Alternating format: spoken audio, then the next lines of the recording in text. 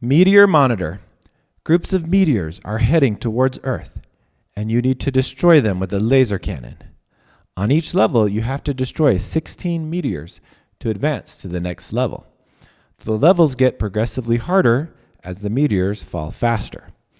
If the city gets struck by 3 meteors in any level, you lose. If you survive through the 5th level, you win. This is the second game in the IBM PCjr Entertainer. Let's play, and then we'll talk about it.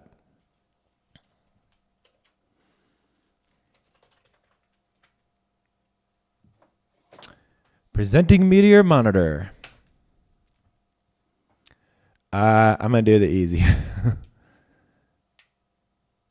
Now that screen was interesting because not only could you press the the letter for the number for the difficulty, but also you could move the joystick to select it. So actually the game included several lines of code to make that possible. Like, I don't know, like 30 lines of code.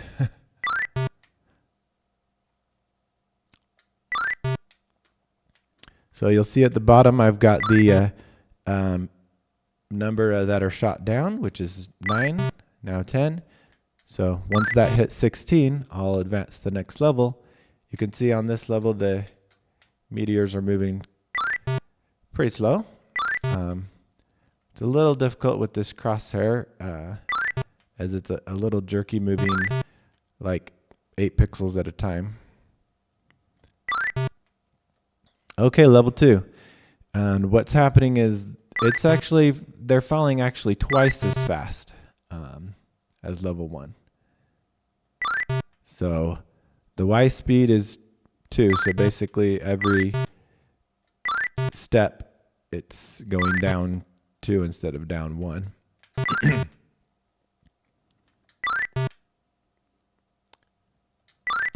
Don't worry, my city will get hit at least once. You'll see the explosion for that.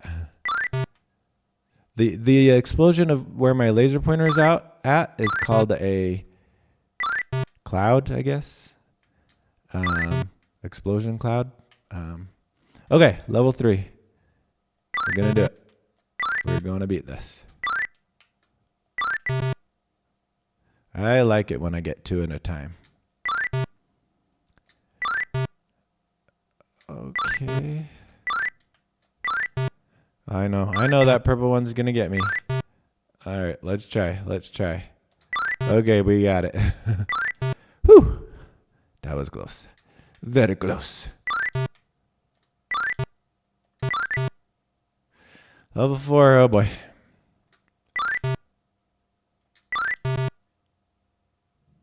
Good thing I have it on easy. So with the different difficulty levels, as you can guess, affects how close your target needs to be for it to actually hit and work. Okay, I'm not gonna get this cyan one here. I'll get the magenta though.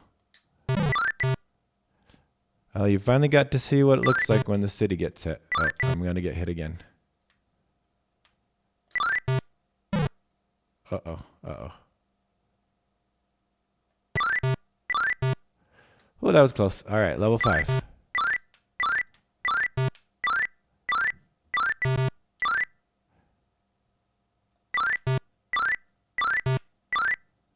I'm using a technique here where I can slow it down by taking advantage of since it slows down while I'm while it's doing the animation for the laser and making the sound, right? So in a way that's, oh crap. Already 2 have landed. Oh, I beat it just barely. I was about to, one more crash, I would have been done for. Okay, so let's talk about this game. First thing I want to do is show the sprites that make up the explosion as they are drawn and captured. So the explosion on the buildings is there's 4 steps. Normally these are drawn and captured on page 1 while it's invisible and showing page 0. So let's change line 1830, active page 1, visible page 1, so we can watch that. Also, I have added in delays that I jumped to on around line 6000, and let me just put a return there. So what's happening here is this is a delay that I added, and so I did a go sub 6000 after drawing and capturing each one, and I just have an empty for loop delay there. So okay, so let's go ahead on that.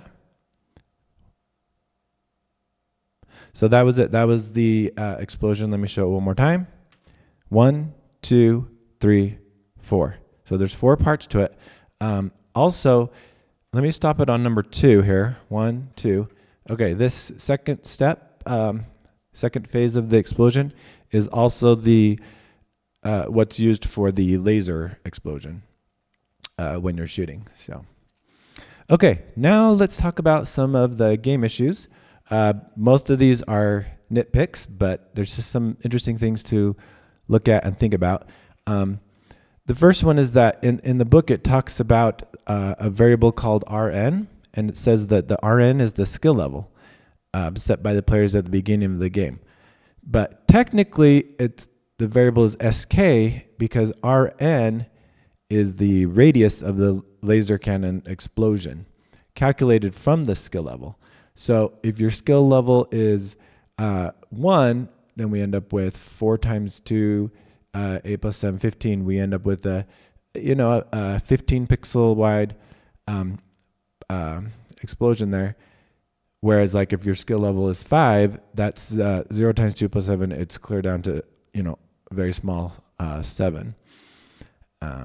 So yeah, technically it's the SK when it calls the subroutine to ask you to select the skill level, then that's stored in the SK, and the Rn is the radius. So the next thing I wanted to show is for some reason there's just this inconsistent white space. So take a look at line 1250 compared to 1280, and notice the spacing here. Just totally different. Here's another example, line 310.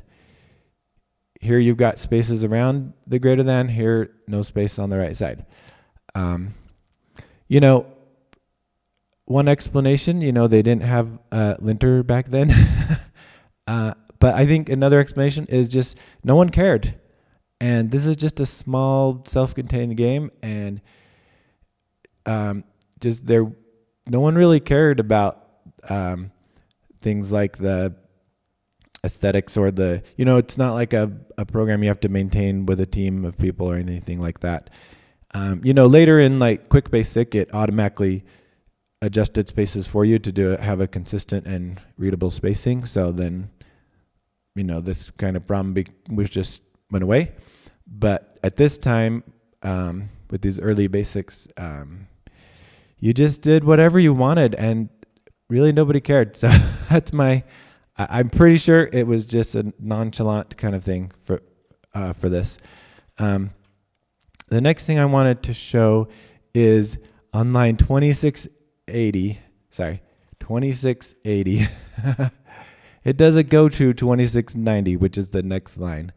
This is in a section of code that's just doing a bunch of prints. It's I think it's the you win section. And okay, why do we have 2680 go to 2690? My theory, maybe there was an extra print statement in here, spaced it out more, and then later they decided to take it out. For whatever reason, just did a go to the next line instead of just putting in like a rem to comment it out, for example. I don't know. It's interesting to think about how that ended up in the code. So another thing on the explosion was off a bit, off and to the right, and so I changed on line 1375. I took the explosion position, X position, moved it left 10.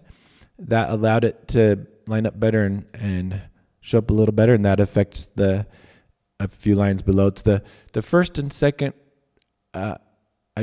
comes before this, and then the third and fourth stage come after. Also, stage 1 of the explosion, I shifted down and right a little bit with this +6. So just got it a little more centered there. Okay, last thing of the program, I want to show you what the draw statements look like. Well, it reads the draw commands out of the data section. So take a look at line 2840, for example. Now these ones are completely redundant, and also the grouping is weird. So what this line should actually look like is E2, so E is a diagonally up and right, F1, which is the same as just F, that's diagonally down and right, R to move right, so this is actually right to F direction, down 1, which is the same as just down, F1, D1. So this is what it actually should have looked like. Why did they write it that way? With the numbers on next to the letters that they don't go with, and the ones are completely redundant. So I think the redundant ones, I have no idea. I think the grouping was probably just to make it easier to type in, which I did notice this compared to the last game, Jungle Kingdom, where everything was just run together. On Jungle Kingdom, it was literally like this and longer lines and very tedious.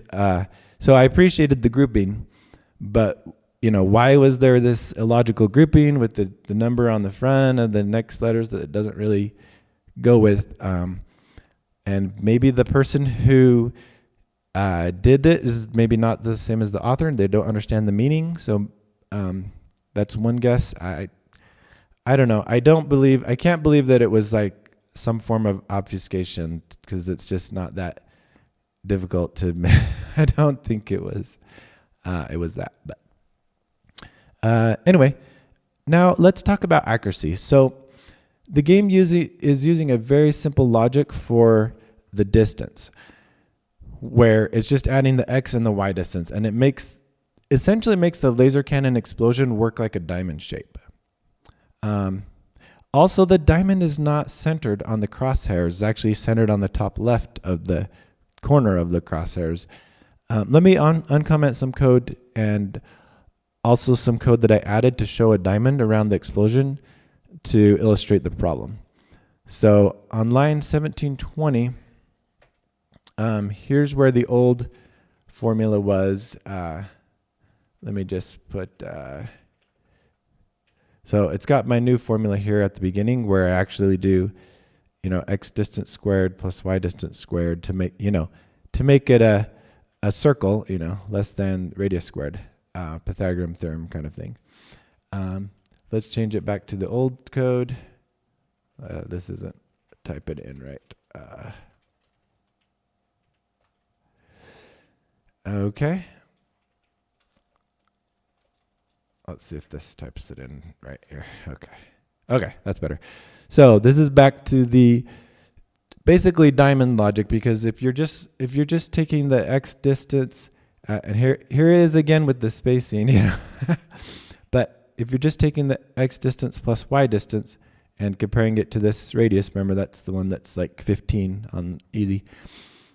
That's going to make it so you can be 15 away if it's directly above or right or left or down of you, but then it's just going to be straight, so like a diamond.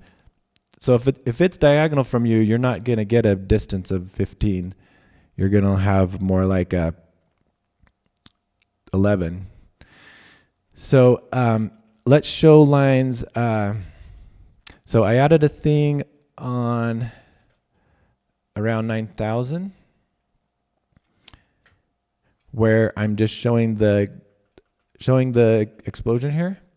So let me comment out this return here and here, and then later I'll show it with the circle, But what it's doing right now is like a diamond. So these 4 lines will draw the diamond. Okay? So let me comment those lines out. Also, there's I had to erase and redraw the crosshairs. And here's where I'm adjusting it to be centered. So let me draw the crosshairs where they normally will be. And then on lines 550, this is what it was. And 1660, this is where it was drawing the crosshairs at XY. So when it's drawing the crosshairs at XY, then it's placing the square to the bottom right of that. So the plus sign is to the bottom right of it. If you want the center of the crosshairs to be at XY, you need to draw it at like a -3, -3. Okay, so let's see what we've got here. Oh, I forgot to change that part back. Sorry, I'll restore that later. So as I shoot the diamond here, I got a yellow diamond. It may be hard to see on the easiest level that it's not centered. It's centered on the top left of the crosshairs, but let me put it on the hardest level 5, and then it's a little easier to see that this diamond is in the top left of that crosshairs. Okay? So let me restore the program.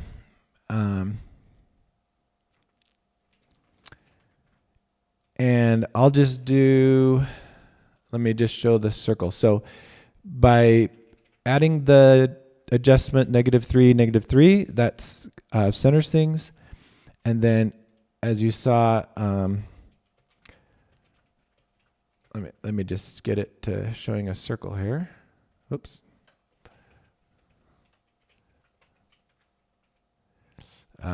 Get rid of the returns.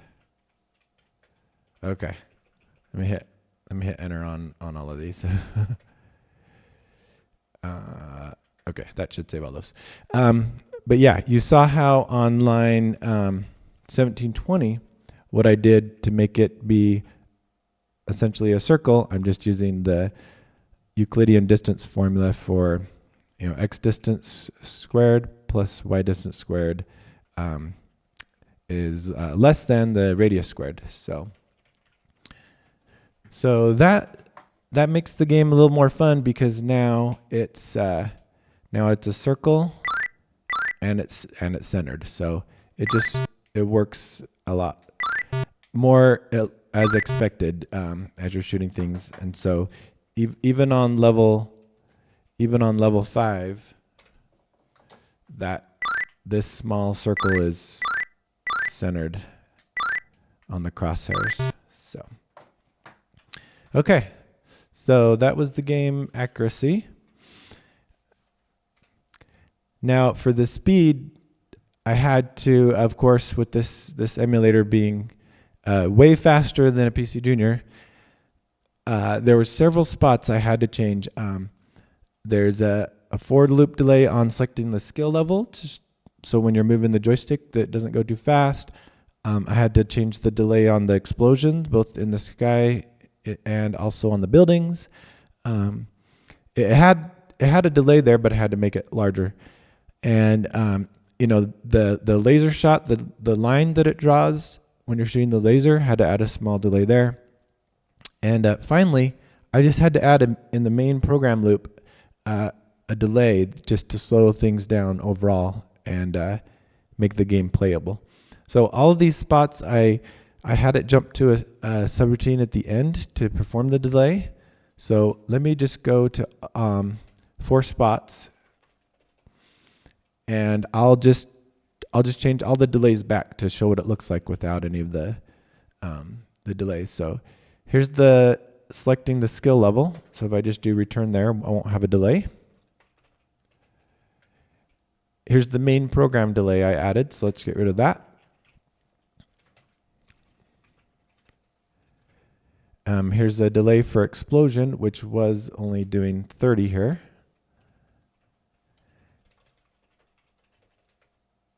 And here's the delay for the showing the laser line. Here's these two ghost subs are to show the circle around it. So let's just get rid of this. There was no delay in the original code, just no delay at all on that line. It was slow enough you could see the line being drawn and then being erased with a black line. It was didn't need any delay on the PCjr. So now with all of the delays removed, here you can see that it just moves very quickly from 1 to 5. So with moving the joystick here. And then on the game, you can see these are coming down fast. Also the explosion in the air, you can hardly see it most of the time. And you don't see the line very much for the laser. And the building explosions are very fast and hard to see. So, okay, now there was an emulator issue. This one was really subtle. What it does on line 2460, it plays a low C in octave 1. Now, let me reload the program. And what I did on line 2460 is I added so that this C note will be a 16th note instead of a 64th note. But let me change it back. So this is what the code originally looks like. So everything is set to 64th notes, and it just plays a C down there. Now, here's what the emulator was doing. And when I blow one of these up here, say this yellow one. See, you didn't hear the thing. Now, let me shoot anywhere. Did you hear that low note at the beginning? Not the end, but at the beginning of the laser fire sound. Okay, try it again. See there, I destroyed the blue cyan line, but no, now let me shoot here. See, that low note came at the beginning. So what happened is, as you're playing, you would shoot one of these. You'd be like, oh, there's no sound. Wonder what's going on. And then you would shoot the next one. You would hear it and think that, oh, that was me hitting the red or the yellow. But really, what you're hearing is the explosion from the previous one. See, there's still one buffered, and when I shoot over here, it then finally plays it. So that's what it was doing, and it was making things a little weird, like you didn't understand what was going on. And so I just did a workaround by making it a 16th note. I'm not quite sure what's causing this or how to fix it, but that's just a subtle emulator issue. Okay, now my favorite part. What are all of the bugs encountered by my own error of typos? So first typo on line 130. Remember, this is if you looked at the joystick calibration video, this is where you put in the essentially left, right, up, down positions of your joystick that will trigger that direction. I had, instead of a QD here, I had GD. So everywhere else in the program looking for QD is just 0. So this resulted in, whenever I will move the crosshair, see, I let go and it comes down. I can go up, but if I let go, it goes down. If I'm up here and I try to go right, it goes diagonal. If I'm up here, try to go left, it goes diagonally left and down. And at the time this problem happened, it was before I had put in all the delays and different things. And, it was just even harder to see what was going on. Okay, now on line 480, what happened here is I accidentally typed 580. So, and then later on, 580 came along and the correct 580, but there was essentially no 480. So let me erase 480. And this is a color 15, white. that's where it's drawing the main building in the middle. So the main building with the cannon on top is supposed to be white. Here you can see it cyan. If I run it again, okay, this time it's purple. So every time you run it, you could get a different color for the laser cannon building. I don't know. Maybe it's better this way. This is more variety. So, I could have kept that. I could keep this bug in there. It doesn't necessarily make it worse. Okay, the next one was on line 660, and I had a color C0 instead of CO. It's strange that I missed that because on multiple lines below it had CO, and I did those correctly. But this just causes an illegal function call to just pop up right away on this line. So change that back. Another one was line 1110. Okay, this line was just missed. I completely missed this line. In my listing, I went from 1100 to 1120. This one was not in there. So let me take that out. And this caused all the lines to show up in green and red. So remember, normally these are 4 different fun, bright colors. And now with this bug, the lines are just green, but then they change to red sometimes. I swear I'm not making it up. They go from green to red and then back to green again. Okay, here we go. It changed to red. I don't know if it's the shooting that sometimes triggers it to change. Maybe it's when you shoot and miss. No, let's see. Shoot and hit it. Okay, I shot and hit it and changed green. Let me shoot and miss. Okay, maybe it's when you miss, then it changes red. And when you hit, it changes green. Okay, anyway, I remember seeing this and being like, I don't think that the lines are supposed to be colored this way. So that's when I looked around the code of where it was drawing the lines and found that I had just completely skipped that line. Okay, line 1250. What I did here was I had a 0 here instead of a parenthesis, which random 10 and random 1 or either one of those would have worked fine. The number on the inside actually doesn't affect, unless you do 0, then it returns the same random number. But if it's a positive number, you get the same behavior no matter what number's in here. Anyway, so if it was ran 10 like that, I would have been fine and you wouldn't even noticed it. But it's because I missed the other parentheses. Then, this resulted in a syntax error. As soon as you shoot one of them, then you get the syntax error. Okay, now on line 2040, I had, instead of paint 5150, I had paint 5,150. So I got the type of do fast.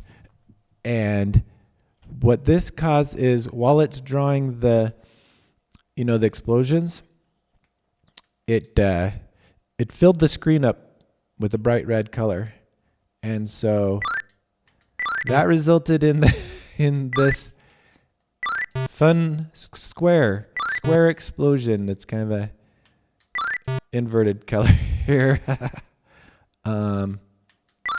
So you get that fun looking explosion. Okay, on line 2140 here. This is where it saves the step 2 of the explosion into this variable E2 array. I had, instead of a 45 right here, I had a 25. So it would capture a bigger box. Well, when I first did that, it caused an error because the E2 array was then too small. But actually you don't see the error because it occurs right here on the invisible screen. So let me do a screen, comma, comma, 1, comma, 1, so I can make it visible. So now I can actually see the error, which is illegal function call 2410. So this is where it's trying to save it. Now, instead of doing what I should have, which is analyze this line first to see if something wrong, I looked at this and said, oh, the E2 array is just, I bet, is not big enough. So then I went back to the line 1850, which is where it allocates space for this array, and I made it big enough with a 225. That made it work in quotes, but the second step of the explosion was captured wrong. So it made it out of place, which you can see here. So yeah, this would not be as much fun. and you can see it as well when the meteor hits the city building, then that part of the explosion is also off. Finally, on line 3060, this is one of the data lines. I had a typo there, I had dat instead of data. Unfortunately, since this is not a line of code that's actually executed, you don't get a nice syntax error showing you right where the problem is. Instead, the other code that does the read, which reads from the data sections, just ends up running out of data. So you get an out of data error. And notice the top of the building is missing here. This is where the last data section is the design of the top of the building. And so I used Tron trace on to not the movie, not the game, trace on to run the program and shows line numbers just to see how I got to that point, and then also you can print C string and A string are used in this section where it's reading the data, and so then I was able to see which part of the data section it was reading, and that's when I found the typo. So, okay, the last thing I want to show is smooth mode. Now, as I mentioned earlier, you notice that the crosshairs do not move smoothly. They're moving at 8 pixels at a time. Okay, and so I changed the main game delay, because remember I had already had to slow everything down, and so this would not have been possible on the PCjr. Okay, you would have had to rewrite this game in assembly to make it smoother. But what I was able to do here is easily change the main game delay to smaller, so the game would run 8 times faster. And then, of course, I had to make the lines move 1/8 as fast in order to be the same speed. All of this so then I can move the crosshairs of 1 pixel at a time instead of 8. So let's show what this looks like.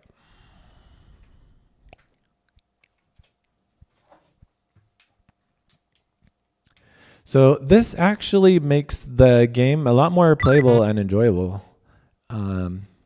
Without the being so jerky, and it's still the same speed, but it's just nice and smooth. So that was a fun addition to make at the end.